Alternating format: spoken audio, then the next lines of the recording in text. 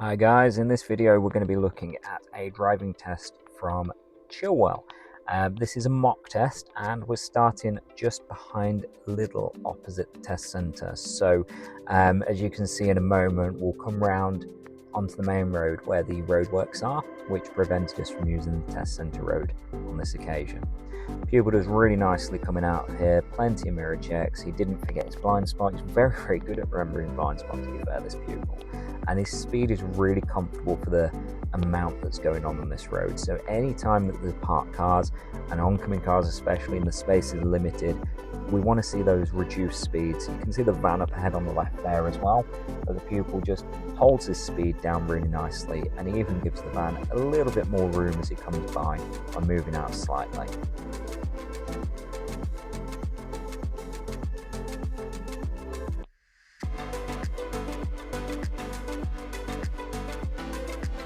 As we come up to the roundabout, we're going to be turning left first exit, and this is unfortunately where my pupil makes his first fault, and it's a really common thing for people to do at roundabouts.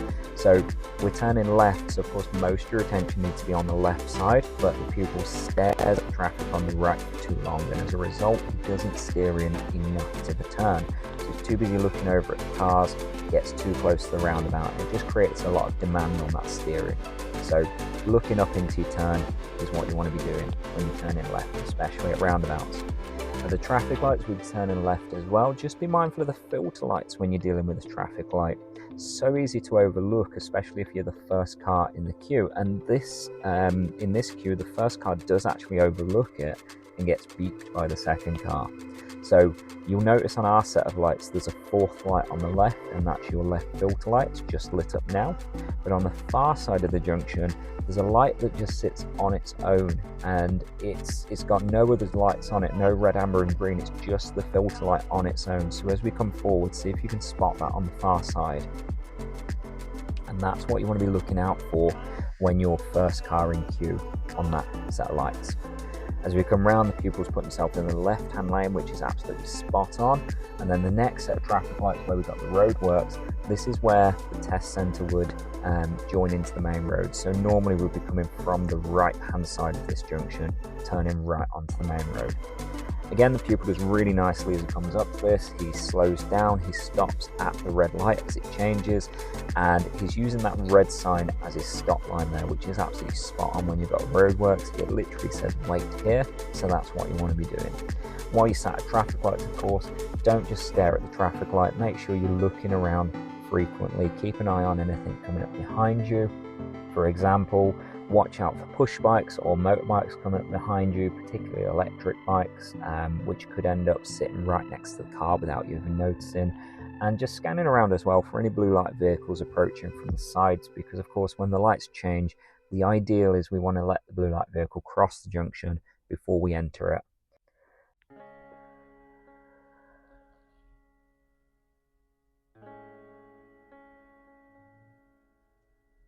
As we move across the junction, the pupil's keeping the left-hand lane fairly well. However, as we come around this bend, it just gets a little bit too close to the curb.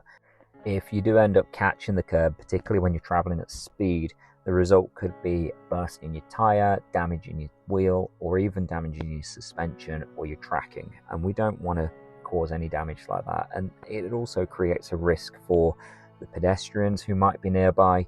If you're getting too close to the curb, the mirror overhangs and you could end up clipping somebody with that as you go by. So we want to give that curb a little bit of room, don't get right up to it. As we go through the lights, again, the pupil's watching his right mirror here for cars that might be overtaken. You can see the arrows ahead telling cars to move in. So just like the Polo there, that car moves in as the arrows direct him and it becomes one lane. So we're watching out for people who might cause us a risk as we go across junctions like that. So your mirror use is really key as you're crossing junctions with more than one lane. As we approach up ahead, we've got a cyclist just in front of the VW Polo. You can see them just coming into view now. So the trick for overtaking, of course, is you want to make sure you give that cyclist plenty of room, and you want to make sure that you're giving the oncoming cars plenty of room. So you're basically creating a good cushion of space around your vehicle as you go by. The blue car in front didn't really do a great job at that. My pupil waits till there's a little bit more room, goes a little bit wider, and then gets his speed up. We can see the change to 40 up ahead, so he made good progress up to that. However, the markings here, if you notice these markings he drives into, there's actually lines going across it, so this is where you should not be until here. So the aim is you want to keep to the right, and then as you clear those markings, check your mirrors, signal, and move into the left, and that allows cars to overtake you then.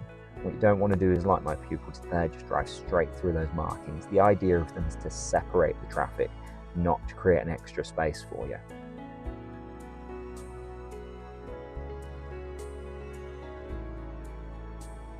Up ahead, another set of traffic lights, and we're continuing straight ahead, so the pupil takes the left lane, and that's absolutely spot on.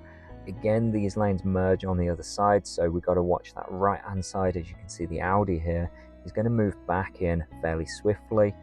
So as we come across the road here, we want to make sure we're watching that right hand mirror. The pupil does really nicely with that.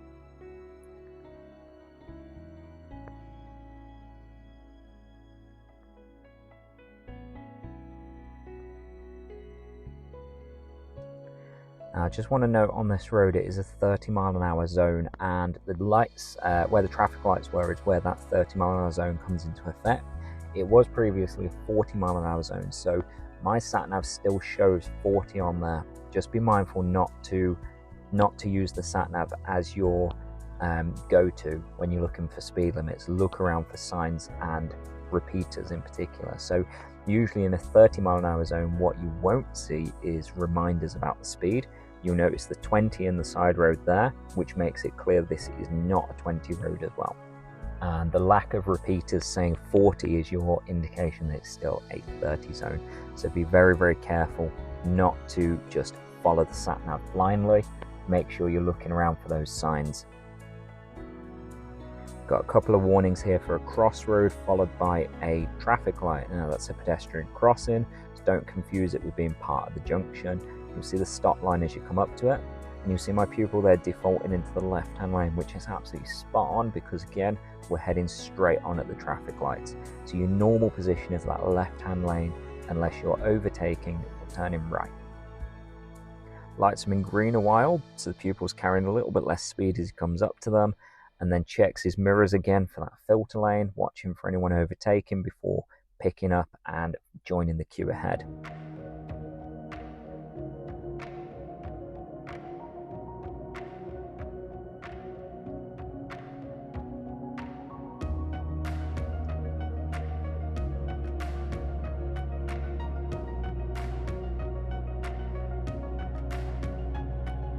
Just up ahead, the road narrows quite sharply from the left, and then of course we've got the parked car on the left just afterwards with the boot open. So the examiners are looking out for your mirror checks as you approach that. So you're looking at the right mirror before you pass and your left mirror as you're passing, and of course a reduction in speed as you go through those narrower gaps. Just make sure any space you're not sure about or any space that's narrower, just you're coming off the power, you're checking your mirrors, and you're making sure it's safe before you commit fully. Up ahead, we got the lights just changing there, so my pupil's really nicely keeping a good space on the car in front and avoiding stopping, and that's absolutely spot on.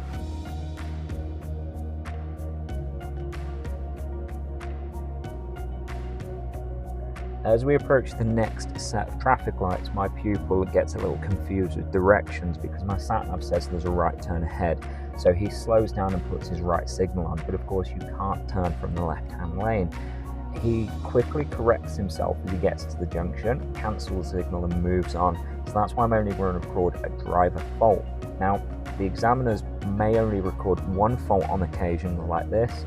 I'm going to be quite harsh and record both of them, just to make a point that both of them could be recorded. As we move on, the turn is a few hundred yards ahead, and you'll see the signage that we can use both lanes to go to the right.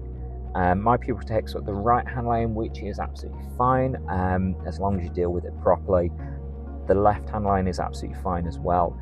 If you do use the right-hand lane like my pupil has, then the main aim is that when you finish the turn, you then move left. Don't change lane on the corner, and don't rush to change lane as well. Your mirror use and your signals are absolutely essential before you change lane. Otherwise, you're going to rack up those faults very quickly. Now, unfortunately, what my pupil does here, it's not entirely his fault, but his lack of response is what I've got to record as a dangerous fault on this occasion. So you keep an eye on the bus on the left-hand side.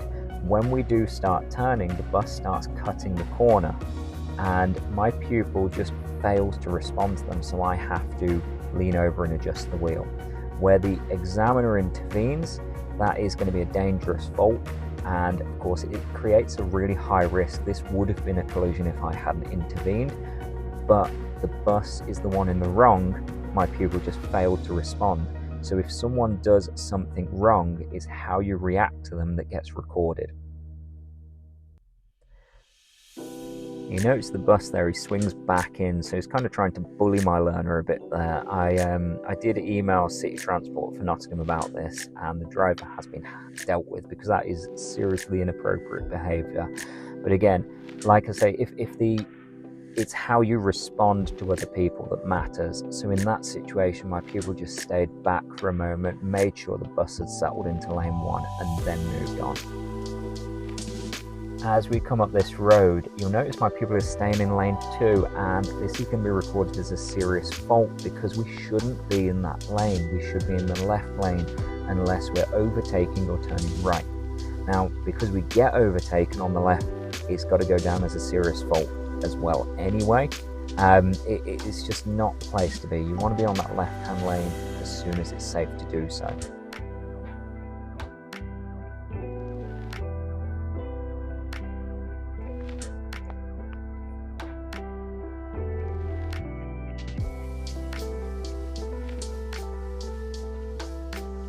As we come up to the traffic lights there again, my pupil checks his mirrors. He leaves a little bit of room between him and the car in front, and that's absolutely spot on.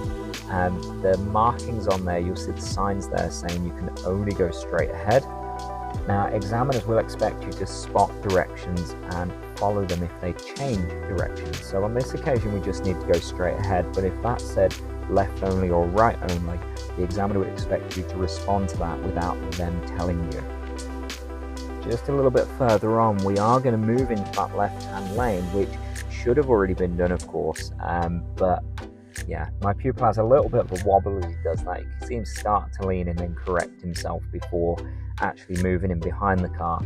However, the issue comes in with the traffic lights just a little further up, so you might not be able to see this on the camera. They are on red, and my pupil is coming up really quickly on the back of this car as he slows down.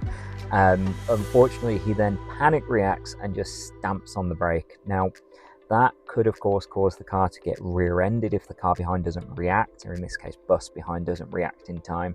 So we want to be really careful not to do that. You should be looking ahead, scanning for things like this, and slowing down in good time.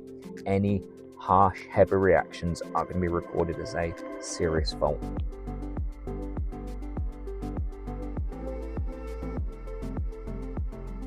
As we stop at these traffic lights, you might notice the give way just afterwards. My pupil makes a little bit of a hiccup with his response to the lights when they change back to green.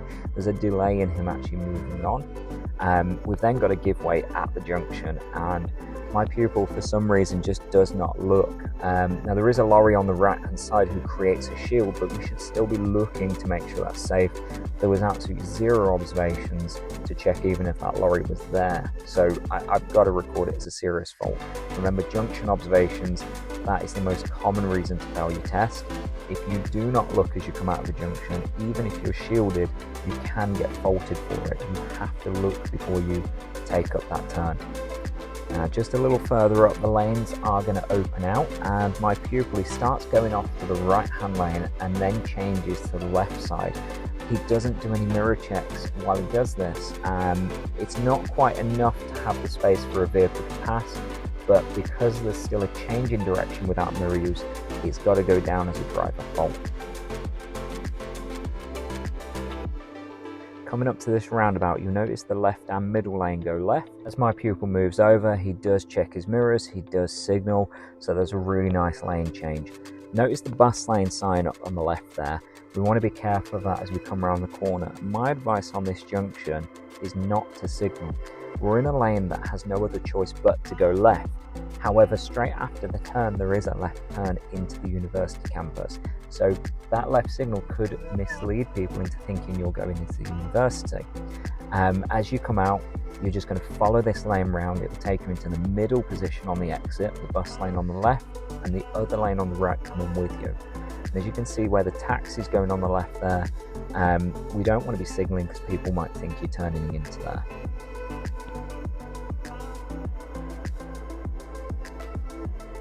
Unfortunately, another serious fault for this learner. As we're coming up, notice the green sign on the left here saying that lanes merge up ahead. So we should be watching that right hand side for people who are overtaking. What we shouldn't be doing is staring at it to the point that we lean in towards the curb too closely. Now, as a result, there's a bit of a jerk coming away from the curb, and that's got to go down as a serious fault. It's just too much risk involved there to overlook it or put it as a driver fault.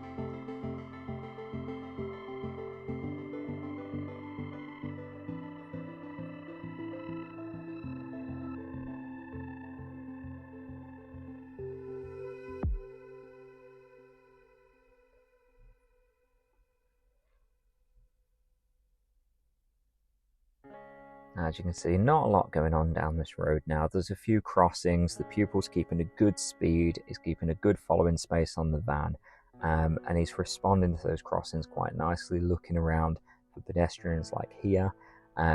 There's no need to do anything. He's just cruising along really nicely. His position does wobble a little bit, but again, it's not enough to warrant any faults at this point. So we just want to keep our eyes up and ahead, keep checking the mirrors regularly. Just keep in mind as well, this is a 40-mile-an-hour road. You'll see the repeaters every now and then along here just telling you it's still 40. So like we said earlier, look out for those road signs to confirm the speed limit for you.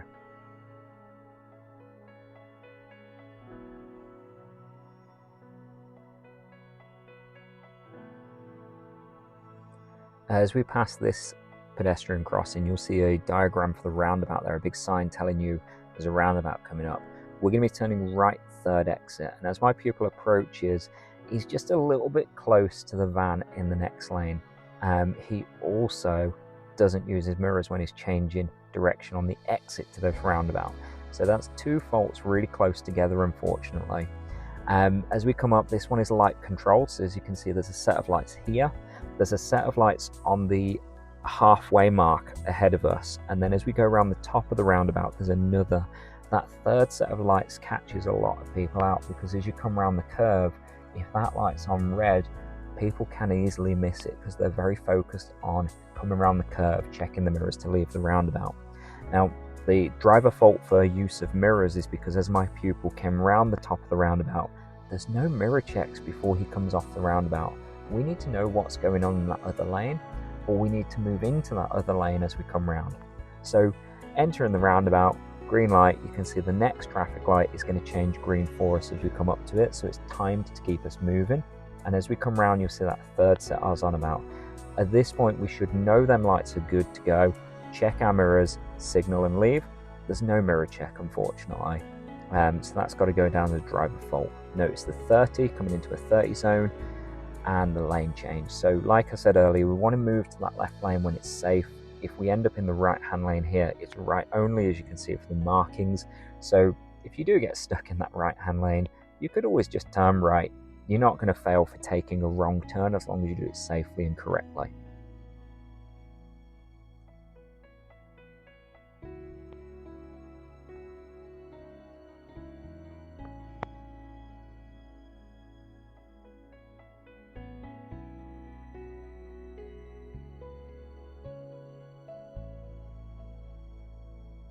Along this road, just notice the bike lane on the left as well. So even though it's broken lines and you can enter it if you need to, the ideal is to sit out of that bike lane. So the examiners again are watching out for that position, and pupil does fine here. As we approach the left turn, unfortunately he doesn't do so well. There's two serious faults here. One of them is as he turns left, you'll see he's completely on the wrong side of the road. If there was an oncoming car, that would be absolutely too risky to dismiss. And then as we passed this white car, that was so close, I felt my heart leap there. Absolutely dangerously close. We want to make sure we've got plenty of room there. We're then taking a right turn, and I'm going to ask my pupil to pull over, where he's going to pick up another fault for his positioning.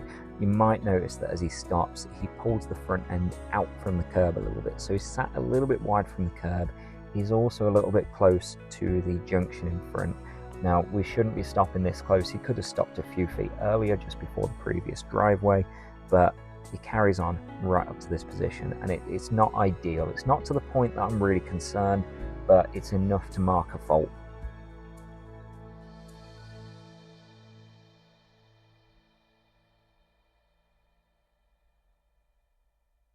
Now, a little further up, I'm going to get my pupil to pull up on the right hand side. I'm going to do a right reverse maneuver. So this one, you'll be asked to pull up on the right in a safe place. All you've got to do is pick where you want to be and make sure you pull over comfortably close to the curb and try and get the car nice and straight. We then want to reverse straight along the curb 2 car lengths. If you notice, as my pupil stops, he's very wonky. Now, he needs to correct that by pulling the wheel to the right. There's a little bit of an issue sorting that out, and ends up wobbling around a little bit with the steer, and he's pulling left instead of right. It's just a little bit of confusion there. He's also very, very brake happy with this maneuver. So it's not the most controlled or elegant way of doing this, but it's not enough to warrant a serious fault, in my opinion. He doesn't lose control of the car, the positioning. He does sort it out before it escalates into a significant problem. So just get the car as straight as you can, and that'll simplify what you're doing here. And remember, checking your shoulders regularly as you come backwards. The pupil does okay with that. He's looking over both shoulders frequently, and keep it slow and steady. Not this slow, but slow and steady.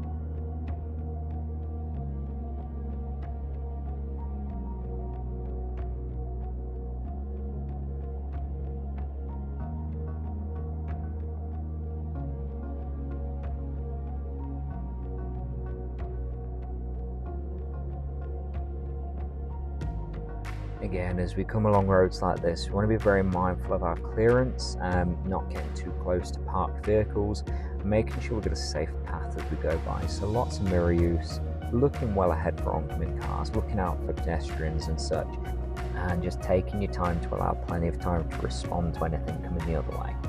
My pupil is unfortunately going to make another serious fault for his clearance to obstructions. If you notice the Vauxhall up ahead on the left, as he goes by, he's just way too close to it. The mirrors are so close to hitting, and there's a little bit of a jerk to correct that.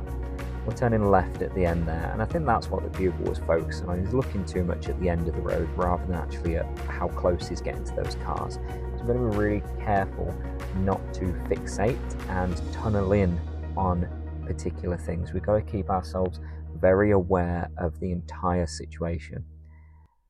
Going along this road, again, it's 20. We've got a lot of parking on either side, hence the low speed. It's a high street, so we want to keep our eyes moving for pedestrians, for cars pulling out from those car park areas, and just carrying a nice moderate speed as we go down. You can see how close people get to the edge of the road when they're waiting. So we don't want to come steaming on through and running over their toes. Just a little bit further ahead, you'll see the 30 sign, change the speed limit.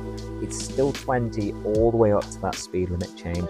So we want to make sure we're keeping that speed down until we reach that 30 sign, until you pass it. And when you're passing it, make sure you're on those mirrors before you accelerate too.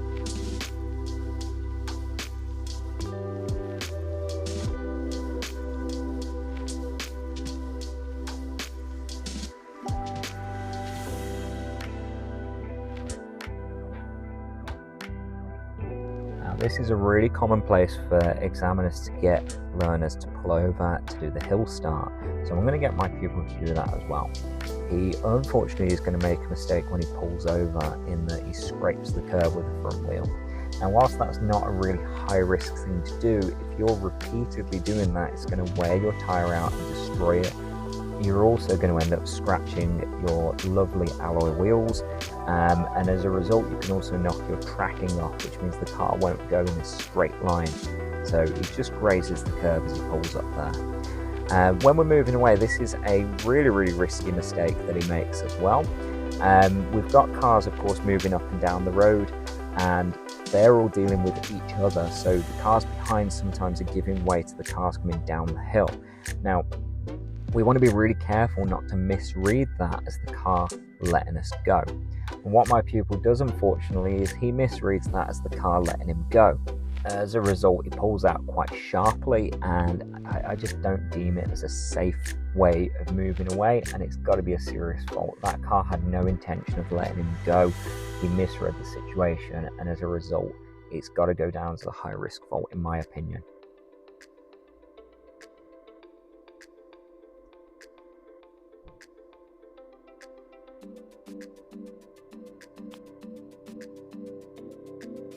Now we've got another mistake here for clearance to obstructions. Just notice the van sticking out and how my pupil sort of squeezes through the gap there. The speed and the lack of space, it just made it too high risk of a fault to record as a driver fault. It's got to go down as a serious fault. So whenever you're faced with a situation like that, if the gap doesn't look comfortably big enough, slow down, let the other car go, check your mirrors and then move around it. We've got another mistake for signal timing here. So I've asked the pupil to turn right at the traffic lights, and he puts the signal on for this turn, then cancels it, then moves up. Notice how both lanes allow you to turn right, so correctly so he's in the left-hand lane, and that will allow us to take a left turn just after the traffic light junction. So we're going to come round the corner, and then we're going to be in the left-hand position. The trick to these, again, like earlier, is make sure that you stick in your lane as you make the turn. So if you're on the left, turning right, you stay on the left when you leave, and if you're on the right, turning right, you stay on the right when you leave the junction. The pupil doesn't do too badly with that. He positions quite well over to the left-hand curve as he leaves the junction, and you'll see that happen, and then that allows us to take our left turn just a little bit further up.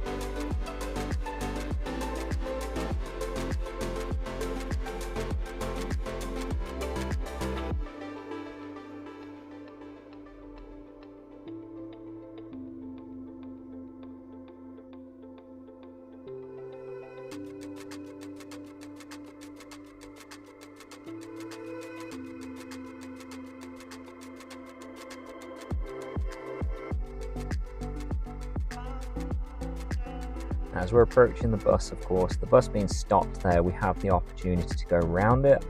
The pupil checks his mirrors, makes sure it's clear before moving around, and checks his mirrors again before coming in ready for that left turn.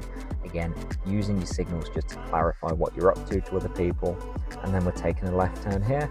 Quite a tight corner, so we've got to come around quite slowly, and you'll notice the change back from 40 to 30 as we come in. And again, it's a really narrow road, so lots of mirror use. Take your time down these roads. Pupil doesn't do too badly with this one. Again, it's just a case of making sure you're showing the examiner you're aware of the risks and you're accounting for them by checking your mirrors more and slowing down. At the end of the road, we're going to turn left. This is a little bit of an awkward one because the curve here pushes you out to the right, of course. You're on the wrong side of the road as you come in. I am going to fault my pupil for this because as he curves back into our side of the road, when he pulls out onto the corner, he mounts the curb with the back wheel. It's not severe enough to give him a serious fault, but it's enough to just record as a driver fault. You notice his patience in letting the car on the left finish what they're doing before pulling out. This is exactly what we're looking for when we deal with these junctions. Don't pull out until you're absolutely sure you can go. This part here by the white line is very narrow, so be careful of oncoming cars as well. Watch your mirrors. As you can see, the pupil tucks in quite well there. He's very conscious of his left mirror, even though he's close to the wall. I don't record that as a fault because of the awareness. And again, moving out around this van, the mirror use, he's checking the mirrors before he goes round. His speed's appropriate for what he can see, and he's checking his mirrors before he comes back in. I'm going to get my pupil to pull up again on the left, and unfortunately he does get a driver fault for this as well. So as we're pulling over, you'll notice the driveway, he stops in front of the driveway and then has to correct himself by moving up. Yeah, we just want to be really careful not to block driveways when we're pulling over. If you pull up over a driveway, usually it will go down as a driver fault, not serious. But of course, if someone wants to use that driveway or someone's actively using it while you pull up, that could escalate very quickly to a serious fault.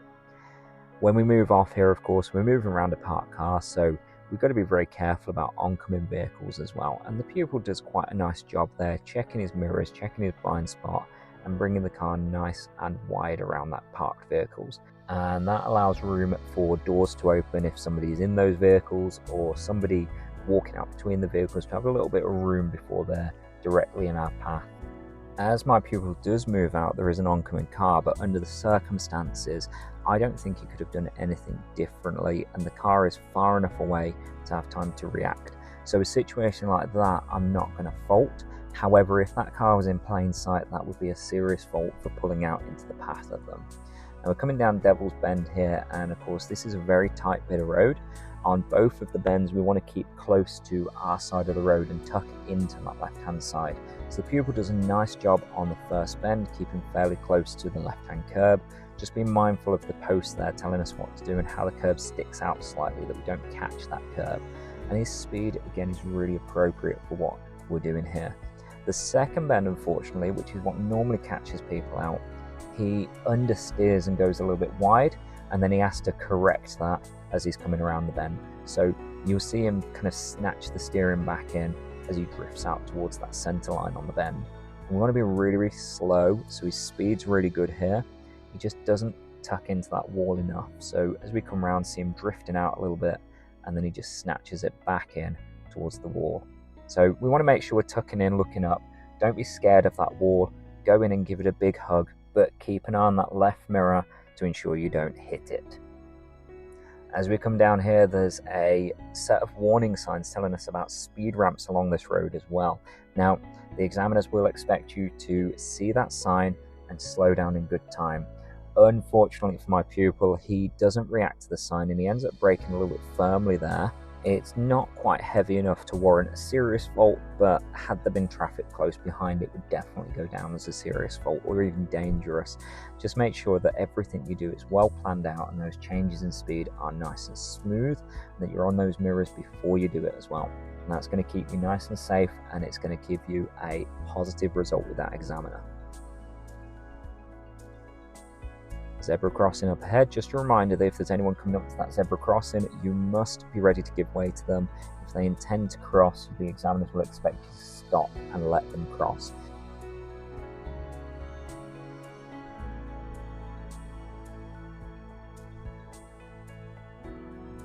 Notice the oncoming vehicle giving way there, so the gap's not quite big enough in their opinion, and I agree with that. It's the best thing to do if you're not sure about the space. So in this situation, if there's oncoming cars, you might consider holding back, as I've said before.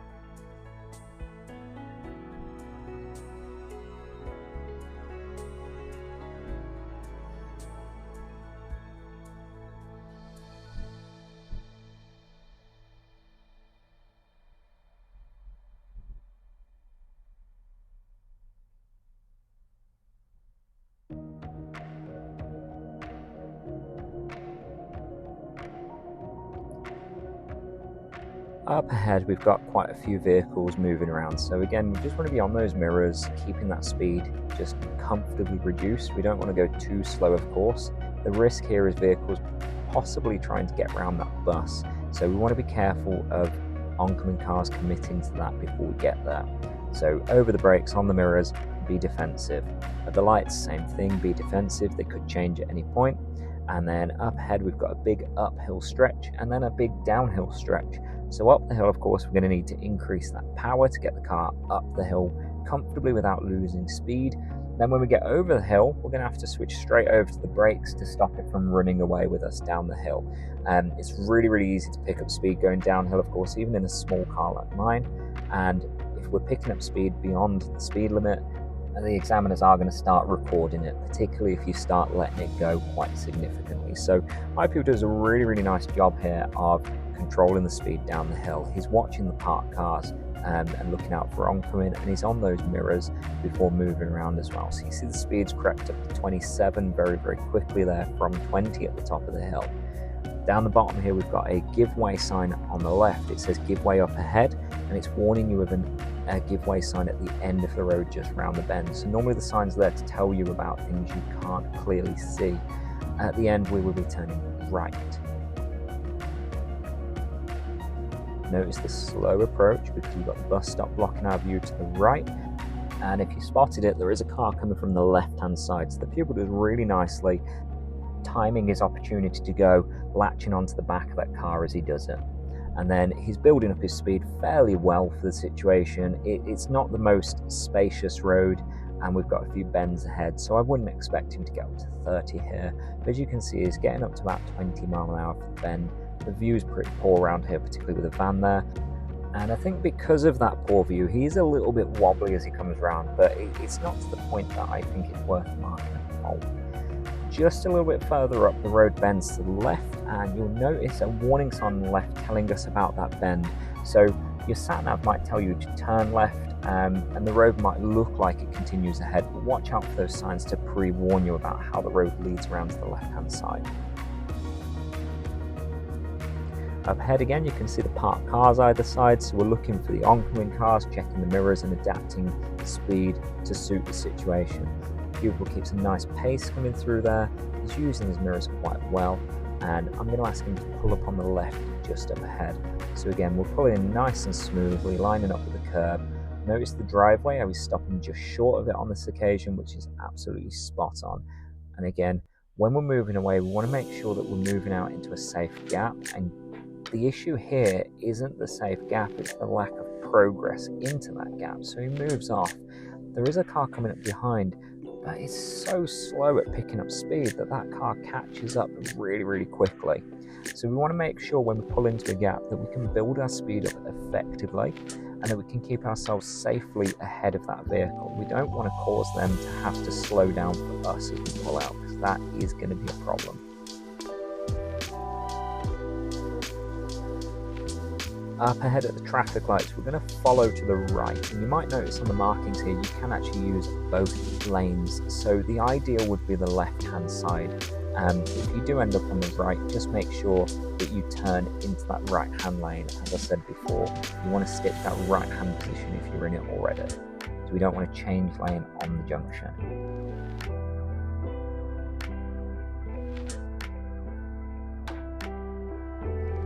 As we make this turn, I am going to record a serious fault for planning and awareness. So what my pupil does is he tries to follow the van across the junction and gets caught out in the junction and ends up stopping on a crossing.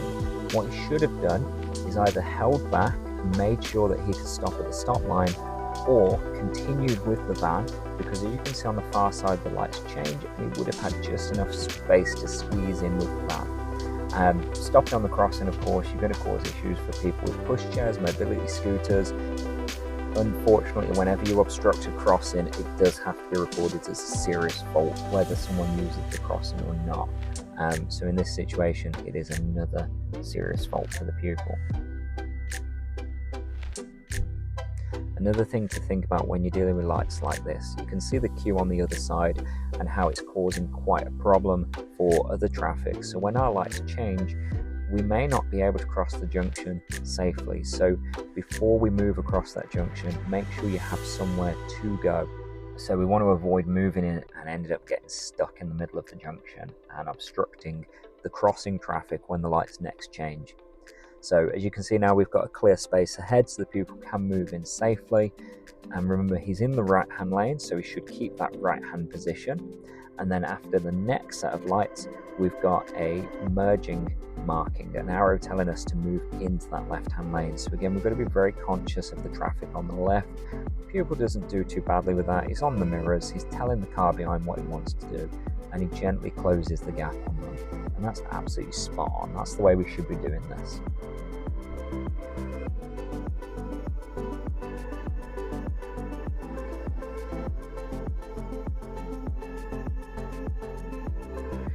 anytime we're queuing like this as well, you can see the pupils always leaving a really nice gap behind them.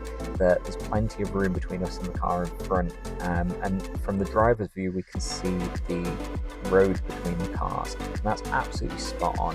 I was always taught tarmac and tyres, and I think that's a really good way of remembering it, tarmac and tyres, that you should see the tarmac and the tyres of the car in front.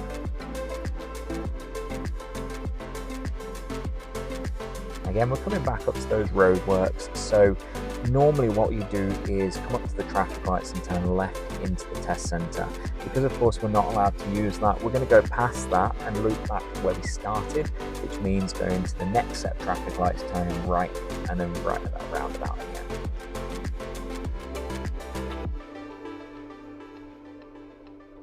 And while you are sat in queues, just be mindful of vehicles that could be coming up behind you and filtering through, such as cyclists or motorbikes and mopeds.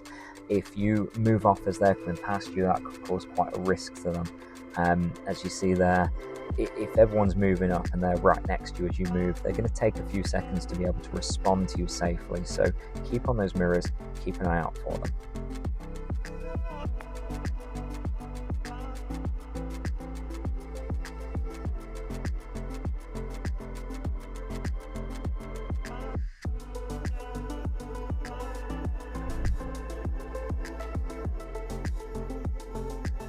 Notice the lights changing. We're going to be second in line here, waiting for these to go back to green. And you notice from the markings here how the roadworks naturally put us in that second lane. Now that's perfect for what we want to do up ahead.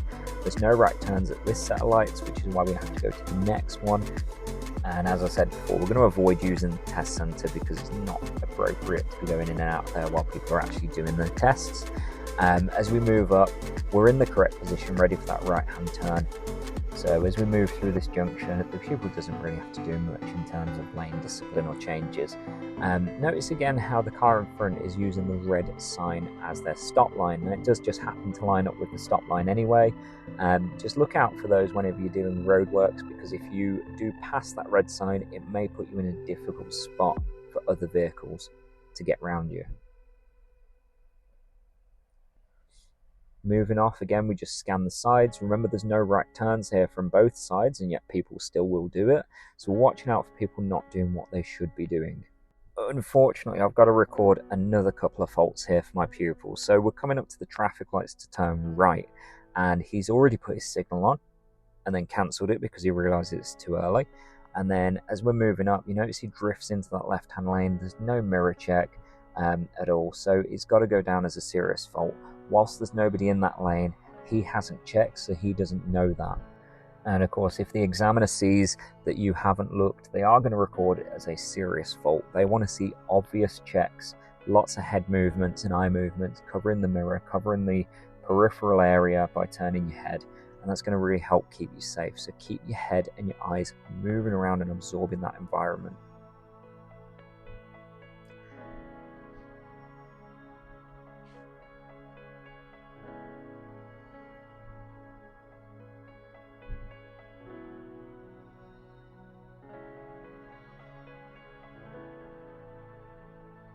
Notice how the left-hand set of lights allows cars to go left and straight. Our set of lights holds us back while the oncoming cars are going, and then we get a filter light as the oncoming cars stop. That gives us a clear path to drive, but we shouldn't just take it for granted. We should still check them cars are stopping. As we come up to the end of this mock test, I'm going to give another few faults, unfortunately, to this pupil. So it's a bit of a mess, this test, unfortunately, but it gives us a lot to talk about. So we've got a right turn fault.